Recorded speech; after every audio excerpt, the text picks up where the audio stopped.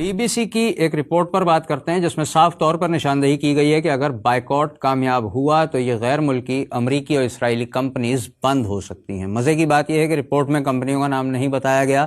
Be B C کی اس report کے مطابق ایک کمپنی کے نمائندے نے یہ بھی واضح کیا ہے کہ عوام کے مسلسل بائیکاٹ کی وجہ سے ان کی فروخت میں 70% تک کمی آ گئی ہے۔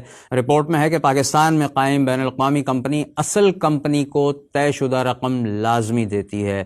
بے شک بی بی سی نے کمپنی کا نام نہیں بتایا، لیکن اندازہ ہوتا ہے کہ میک ڈونلڈز، پیپسی اور نیسلے وغیرہ اس لسٹ میں ضرور شامل ہیں، کیونکہ جس طرح پیپسی نے فلسطین کی تھیم کے ساتھ اور میک ڈونلڈز نے پاکستانی پرچم کے ساتھ وضاحتیں پیش کی ہیں، ان کا نقصان ہوتا صاف دکھائی دے رہا ہے۔ یہی نہیں، سوشل میڈیا پر اس مہم کو پذیرائی بھی بہت ملی ہے۔ یہ سادہ سا اصول ہے کہ سرمایہ دارانہ نظام میں کنزیومرزم کو جب بھی چوٹ پہنچائی جائے گی تو وہ چوٹ اس پورے نظام پر براہ راست اثر ڈالے گی۔ اس لیے بائیکاٹ جاری رہنا چاہیے اور پاکستانی مصنوعات کو اپنانا چاہیے۔ ہر وہ شخص جو اپنے آپ کو مسلمان کہتا ہے، مجھ کو کوئی حق نہیں ہے کہ میں اس کا انکار کروں۔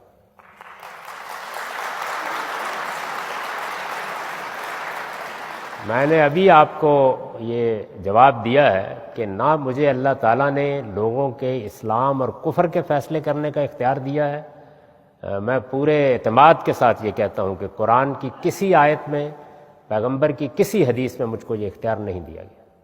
اس سے روکا گیا ہے، لیکن یہ اختیار مجھے نہیں دیا گیا۔ یہ میری جورسڈکشن ہی نہیں۔ ایک آدمی کہتا ہے میں مسلمان ہوں، میں کون ہوتا ہوں انکار کرنے والا؟ اسی طرح مجھے کسی کی جنت اور جہنم کا فیصلہ کرنے کا اختیار بھی نہیں دیا گیا۔ یہ اختیار خدا کے پاس۔ آپ فرماتے ہیں جب مسیح کی روح آستانہ الوہیت میں پگھلے گی اور راتوں کو اس کے سینے سے دردناک آوازیں اٹھیں گی تو خدا کی قسم دنیا کی بڑی بڑی طاقتیں اس طرح پگھلنے لگیں گی جیسے برف پگھلتی ہے دھوپ میں، اور اس طرح ان طاقتوں کے ہلاک ہونے کے دن آئیں گے اور ان کے تکبر کے ٹوٹنے کے دن آئیں گے۔ مسیح موعود علیہ السلام تو آج نہیں، لیکن مسیح موعود علیہ السلام کی روح جماعت احمدیہ میں زندہ ہے۔